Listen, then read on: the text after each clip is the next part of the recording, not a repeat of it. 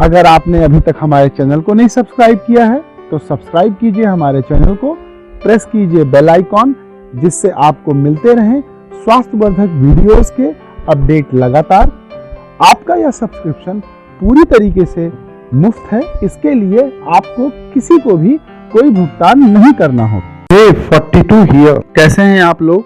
मैं सतीश पांडे आज इस वीडियो में बात करने वाला हूं कोलेस्ट्रॉल के बारे में।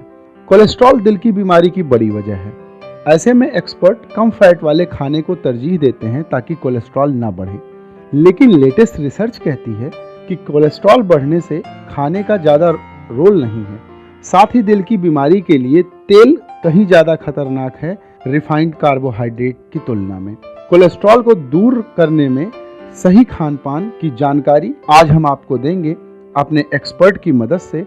और आज का यह वीडियो हमने अपने expert panel doctor Ashok Seth, chairman Fortis एक्सकॉट heart institute, doctor K Agarwal, secretary general IMA, doctor Ashwini Mehta, senior cardiologist Gangaram hospital, doctor Shikha Sharma, nutri diet expert, और doctor Anjul Jain, senior cardiologist की मदद से आपके लिए बनाया है। अमेरिकी सरकार ने हाल ही में अपने सिटीजन्स के लिए डाइटरी गाइडलाइंस जारी की।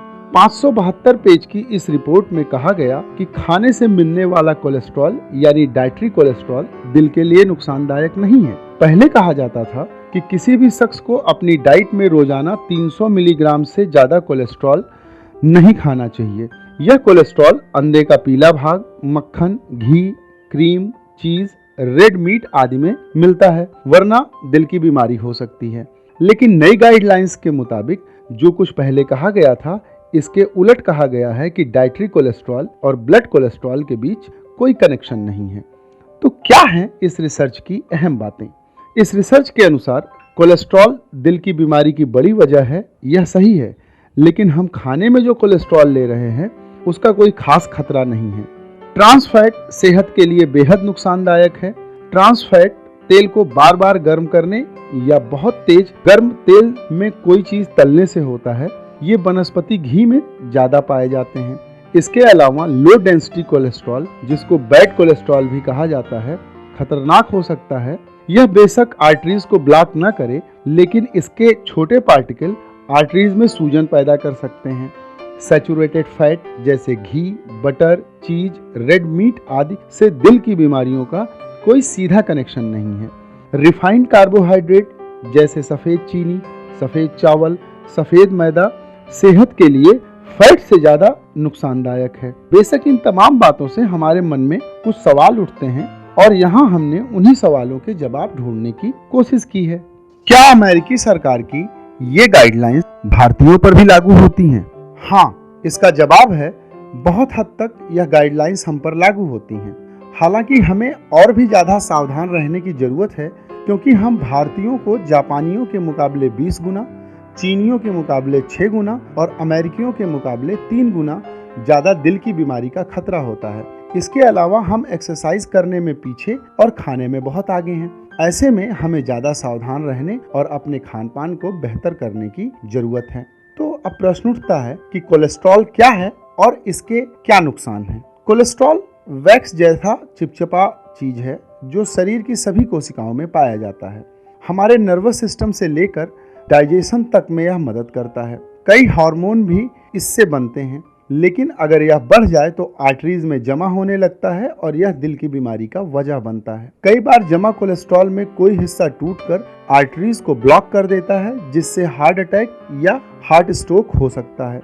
हमारे शरीर में कोलेस्ट्रॉल तब जमा होता है जब हमारी आर्टरीज में सूजन हो और वे पूरी तरह से अस्वस्थ हों।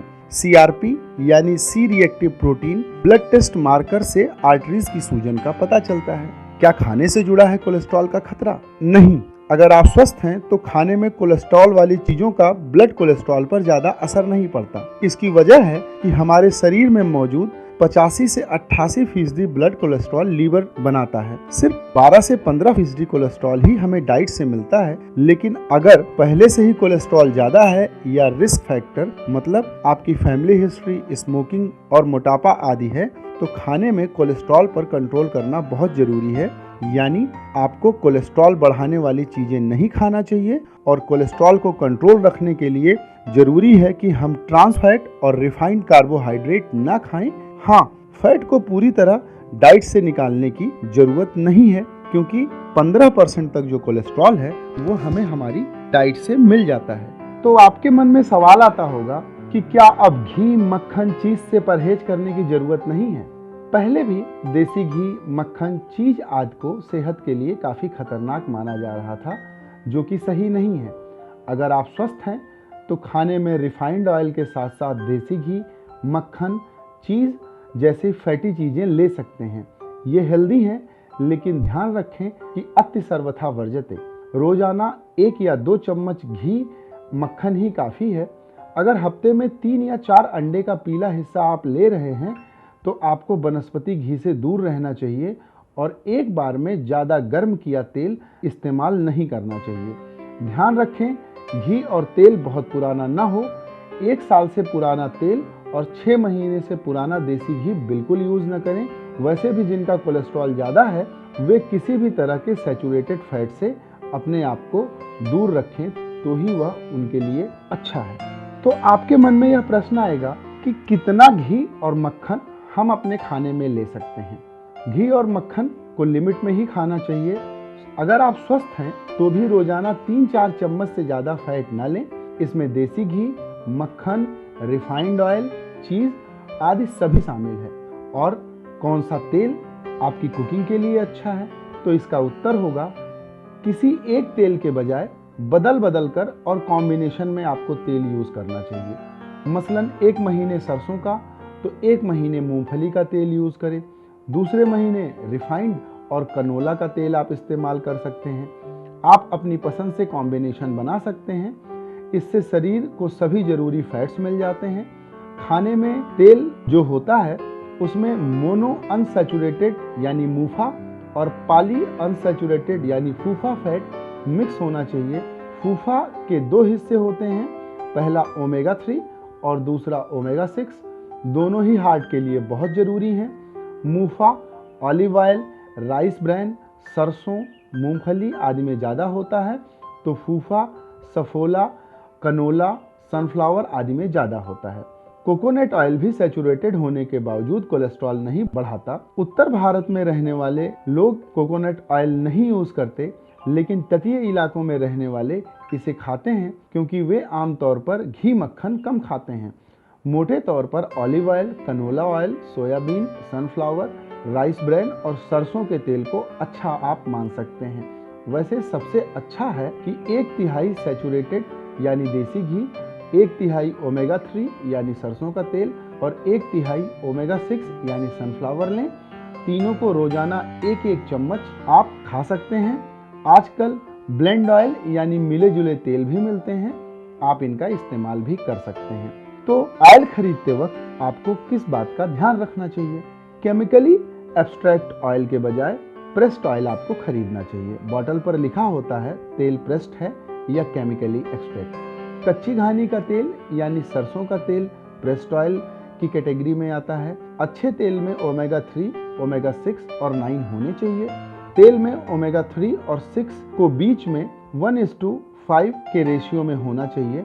मसलन अगर आप 1 ग्राम ओमेगा 3 ले रहे हैं तो आपको 5 या 10 ग्राम ओमेगा 6 लेना चाहिए। ओमेगा 3 के सोर्स काफ़ी कम हैं, मसलन फिश, राजमा, अलसी, अखरोट आदि ओमेगा 3 के अच्छे सोर्स हैं, जबकि ओमेगा 6 हर अनाज, हर दाल और हर तेल में होता है। तेल खरीदते वक्त देखें कि ओमेगा 3 ऊपर लिखा हो और ओमेगा 6 नीचे, यानी ओमेगा 3 ज़्यादा और ओमेगा 6 कम हो। साथ ही ट्रांस फैट 0 होना चाहिए। यह सारी जानकारी तेल की बोतल के लेबल पर लिखी होती है। तो कितना होना चाहिए एक स्वस्थ आदमी में टोटल कोलेस्ट्रॉल? अगर टोटल कोलेस्ट्रॉल की रीडिंग नॉर्मल 200 से कम है तो यह आपकी सेहत के लिए अच्छा है, और बॉर्डर लाइन केस में 200 to 239 के बीच होना चाहिए। और अगर आपका ब्लड कोलेस्ट्रॉल, जो टोटल कोलेस्ट्रॉल भी कहा जाता है, 240 से ज़्यादा है तो आपको डॉक्टर की सलाह लेनी चाहिए। और HDL 60 से ज़्यादा नहीं होना चाहिए, और बहुत ज़्यादा रिस्क हो तो वो 40 या उससे कम होता है। LDL कि नॉर्मल रेंज 100 से कम, कुछ ज़्यादा LDL का मतलब 100 to 129 और बॉर्डर लाइन केस में LDL 130 to 159 और LDL ज़्यादा तब माना जाता है जब उसका लेवल 160 से ज़्यादा हो और ट्राइग्लिसराइड की नॉर्मल रेंज 150 से कम होनी चाहिए। बॉर्डर लाइन केसेस में 150 to 199 और ट्राइग्लिसराइड तब ज़्यादा माना जाता है जब ट्राइग्लिसराइड का लेवल 200 से ज़्यादा हो और अगर ये रीडिंग आपकी आती है तो आपको फौरन डॉक्टर से सलाह लेना चाहिए। और अब हम बात करेंगे कि कौन सा तेल या घी अच्छे नहीं होते। खाने में तेल को अगर बहुत ज़्यादा गर्म किया जाता है या बार बार गर्म किया जाता है तो उसकी केमिकल बॉन्डिंग चेंज हो जाती है। इसे ट्रांस सैचुरेटेड फैट कहा जाता है। यह सेहत के लिए अच्छे नहीं होते। कई बार वेजिटेबल ऑयल में हाइड्रोजन मिलाकर वनस्पति घी तैयार किया जाता है। ऐसा ऑयल आपकी लाइफ और स्वाद बढ़ाने के लिए किया जाता है ताकि यह देसी घी जैसा लगे, लेकिन हाइड्रोजनेशन की प्रक्रिया में इसमें भारी मात्रा में ट्रांस फैट आ जाते हैं। ये शरीर को काफी नुकसान पहुंचाते हैं। ट्रांस फैट ब्रांड कोलेस्ट्रॉल बढ़ाते हैं और गुड कोलेस्ट्रॉल को कम करते हैं। ये शरीर की सूजन को भी बढ़ाते हैं। सैचुरेटेड और ट्रांस सैचुरेटेड फैट सर्दियों में जम जाते हैं। चिप्स, नमकीन, बेकरी प्रोडक्ट्स, जंक फूड आदि के अलावा बाहर जो आप खाने में चीजें इस्तेमाल करते हैं उसमें ट्रांस फैट काफी मात्रा में होता है क्योंकि वे चीजें एक ही तेल में बार बार तली जाती हैं। तो यह थी आज की जानकारी और जो बची हुई जानकारी है, जैसे क्या ज़्यादा तेल, घी, मैदा आपको नुकसान करता है, इसके अलावा आपको एक्सरसाइजेस क्या क्या करनी चाहिए और कौन कौन सी प्रिकॉशन रखनी चाहिए, अगले पार्ट में हम इन्हीं चीज़ों के बारे में चर्चा करेंगे। और अगर आपको यह वीडियो पसंद आया हो तो इसे लाइक जरूर करें और आपको लगता हो कि यह जानकारी किसी के लिए फ़ायदेमंद साबित हो सकती है तो आप इस वीडियो को अपने सोशल नेटवर्क जैसे व्हाट्सएप, फेसबुक, ट्विटर के माध्यम से शेयर जरूर करें और सब्सक्राइब करें हमारा चैनल। यह सब्सक्रिप्शन पूरी तरीके से मुफ्त है। धन्यवाद।